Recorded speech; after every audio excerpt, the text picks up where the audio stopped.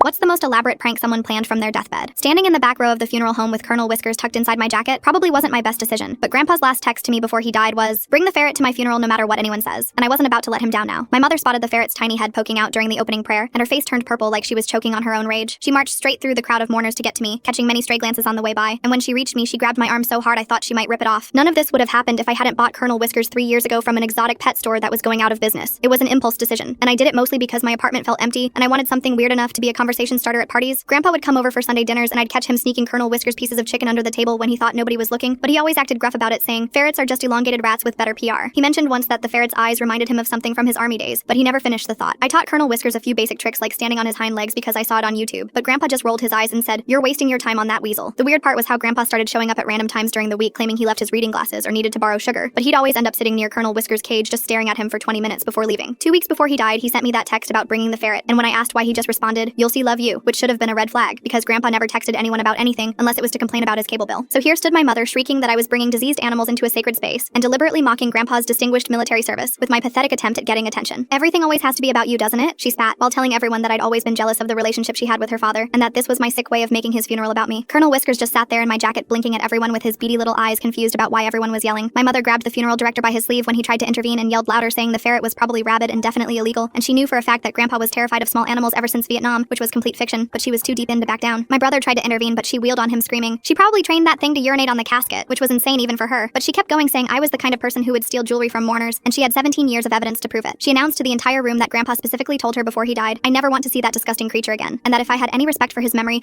I would leave immediately before she called both the police and animal control. The room erupted into chaos with relatives shouting over each other about whether ferrets belonged at funerals, while my mother kept yelling that I was an emotional vampire who fed on family misery, and that's why I brought a rodent to their father's funeral. I kept trying to explain that ferrets aren't rodents, but nobody could hear me over all the screaming. The funeral director cleared his throat and announced it was time for Grandpa's requested video message, which nobody knew about, and the screen behind the casket flickered to life, showing Grandpa in full military dress uniform. He stared directly into the camera and said, "If my daughter is making a scene about Colonel Whiskers right now, then everything is going according to plan." And my mother's face went white. Grandpa continued, "What none of you know is that I've been secretly training that ferret for 2 years in advanced military drill procedures because I needed a mission, and this seemed funny as hell." While my jaw dropped open, he barked, "Colonel Whiskers, attention!" and the ferret shot out of my jacket standing in perfect military posture while everyone gasped. Grandpa rattled off commands and Colonel Whiskers executed a full military funeral drill, including a rifle salute pantomime, while Grandpa explained he'd been sneaking into my apartment 3 times a week using a copied key. My mother stood there paralyzed as Grandpa's video revealed he'd submitted Colonel Whiskers' performance as his official military honors request, with 3 veterans as witnesses, making it legally binding according to the funeral director. Grandpa looked straight at the camera and said, "I spent 6 months training this ferret to outperform my daughter at following basic instructions, and honestly it wasn't that hard." While Colonel Whiskers performed a perfect memorial tail flag folding demonstration using a tiny handkerchief, the video ended with Grandpa saying, "Colonel Whiskers is officially promoted to honorary grandson, which makes him outrank all of you, so deal with it." The ferret saluted the casket, holding the position for exactly 21 seconds, while my mother sank into a pew looking completely defeated.